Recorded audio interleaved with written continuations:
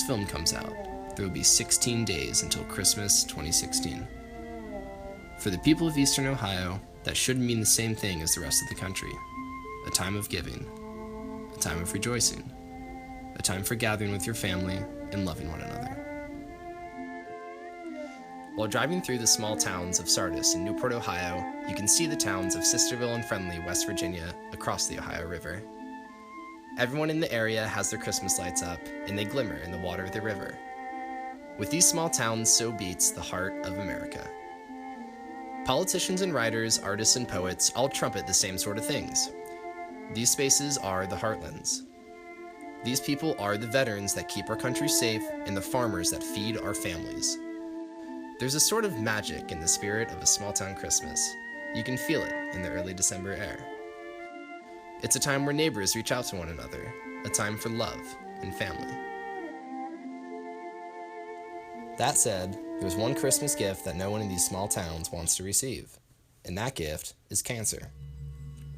On December 13th, the United States government will knowingly put these people at risk. Their families and their children, their livestock and their crops, everyone in the basin is about to be exposed to carcinogens, chemicals that cause cancer, and few of them have had a chance to speak out against it. Ashley, members from 7 different organizations are angry about this proposal for fracking in the Wayne National Forest because they say they will not only fracking be detrimental to the area, but citizens have not had a reasonable amount of time to comment. Was the one that I just showed you the picture of. They came down, did info sessions with all of us, and concerned citizens came from Marietta, Ironton, Athens to talk with the Forest Service and the Bureau of Land Management.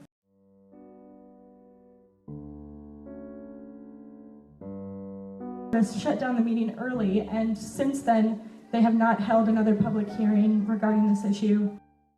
Members from Athens County Fracking Action Network, Mid-Ohio Valley Climate Action, and others say they are outraged at the proposal. They say the 113-page environmental assessment developed by the Bureau of Land Management suggesting that fracking be done in the forest is inaccurate. This could be the worst Christmas gift ever given. The oil and gas industry has access to 97% of forest land in Ohio. We can afford to protect 3%. The agency will consider a full environmental impact statement before making a decision on whether to lease land. A national forest has to be governed by a forest plan. The most recent Wayne Forest Plan was published in 2006. So it means the research is even older. It basically did not consider fracking. There wasn't fracking. Here it mentions it, but it did no serious evaluation of fracking. A forest must buy. It's going to be a parcel by parcel decision of whether or not we allow leasing in a given area. We'll do an environmental analysis, and then there'll be another opportunity for the public to comment.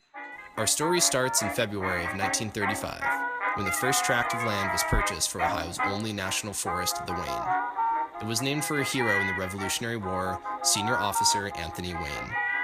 Over the years, Wayne grew out of Ohio's Appalachian region and expanded to include over 250,000 acres. This land became a public forest, meaning it doesn't belong to the federal government, it belongs to all Americans. As a multi-use space, this land has become a place for hunting and fishing trips with Grandpa, and hiking or camping grounds for outdoorsmen and women.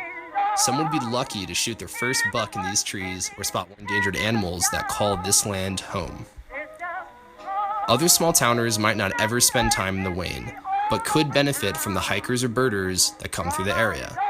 At the very least, everyone in this area shares one common connection to the Wayne, as its hills and streams release water into the Ohio River, the source of drinking water for millions in the area.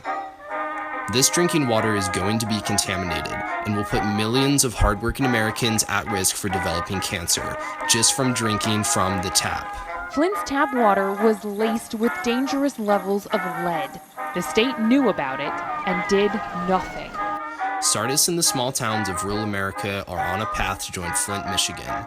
In the case of Wayne, the federal government is selling off publicly owned lands, favoring big companies over normal American citizens.